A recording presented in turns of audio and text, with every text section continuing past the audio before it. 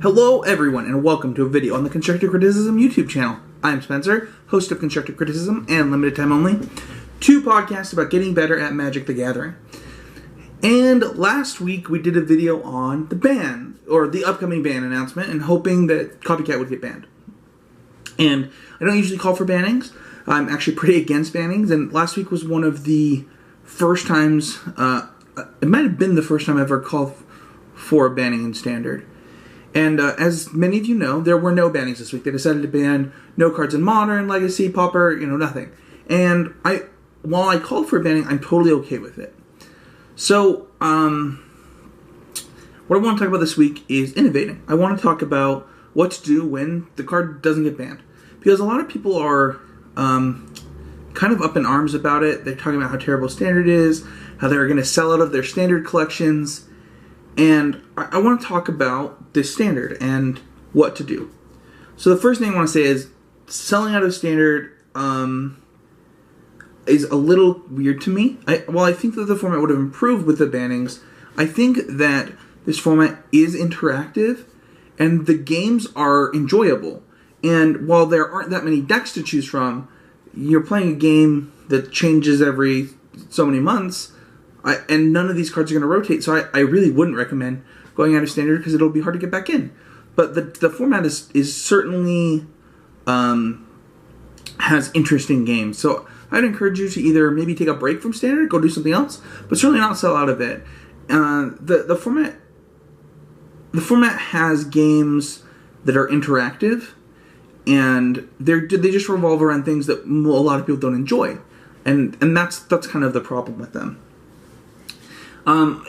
So let's kind of go into my thought and what I'm going to do. And then if you want to do it, awesome, join me. If not, that's cool. Like, everybody's different. Everybody can make their decisions. But so the first thing I want to talk about is attacking the top two decks. So I think it's blatantly obvious at this point the best two decks are Motor Vehicles and 4-color combo. That's it. Those are the best two decks, bar none. Get that green-black snake out of here. Actually not good enough. Just stop it. Get those Teamer Towers out of here. They just don't compete on the level that those other two decks do. In fact, I would say that there is a Tier 1 and Tier 2. I would say there are not 4 Tier 1 decks. There are 2 Tier 1 decks and a Tier 2 deck and a Tier 2.5 deck in the form of Teamer Tower. And so what your job is as a Magic player right now is to either build the best version of those two decks or build a deck that specifically beats those two decks. Maybe you have a bad Teamer Tower matchup. At this point, that's probably okay. If you can just consistently beat Mardu and 4-color at a GP, you probably can win the GP. And that's really cool, or cash the GP, or do well at the GP, or qualify for a Pro Tour.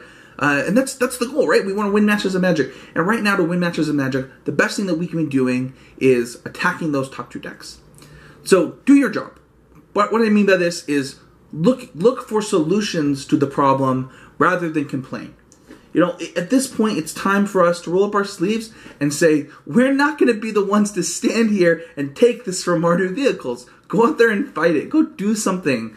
I saw some of the sweetest tech out of a deck that I actually adopted when somebody was playing Ether Meltdown as a 4-of in their sideboard. And I was like, that is the way to actually beat this deck rather than a bunch of sweepers, which is what I was trying.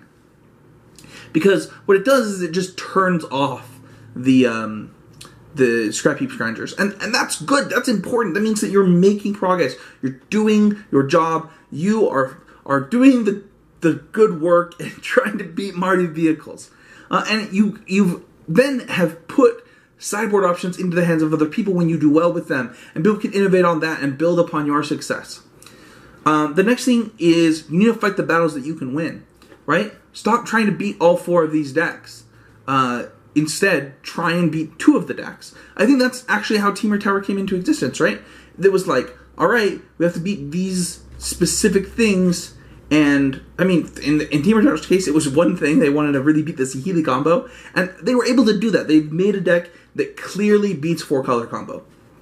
Now, our job is to innovate on that. What about this deck is beating the 4-color combo, and can we use those things and use it to beat Mardu Vehicles? And learn from the learnings that other people have made and build upon that and go out there and build a better deck.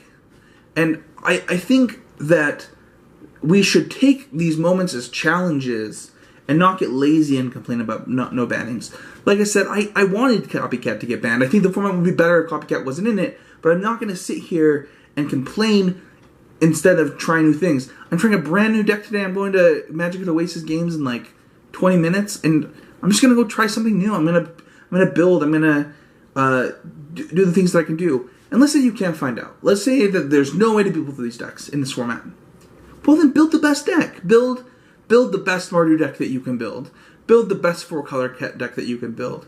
And play the most meaningful games of Magic that you can play today, because despite the fact that this isn't the most fun format of all time, it's still a lot more fun than the other things that we keep doing. That's how fun Magic is.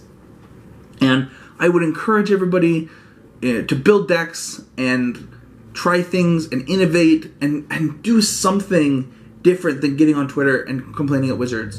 Because at the end of the day, the game is still fun, and it's still cool, and it's still a challenge. And this one's just a bigger challenge. This is just a harder format to fight because the decks are really good.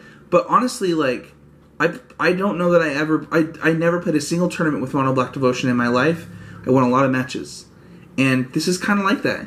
It's time to find the thing that beats Mono Black Devotion in this form, Mardu Vehicles, and go and do it. And have fun while doing it. Take it as a challenge. I mean, you play Magic because you like puzzles. This is just a puzzle that we need to solve. So that is it. Kind of a ranty video this week. But I appreciate everybody who's watching over. You can check out patreon.com/ccmtg. Become a patron of the show. You can donate any amount that you see fit, starting at $1 or more per month. If every viewer, listener of all of our content donated just $1, myself and my co-host could quit our jobs, make Magic content full-time, upgrade to a real studio instead of my man cave, and it'd be really cool. But don't forget to check out the you might be watching this video on Pure MTGO. Don't forget to check out MTGO Traders at puremtgo.com. If you're not, they're amazing. They let me do these videos every week on their website. So thank you everybody for watching, and we'll see you guys all next time.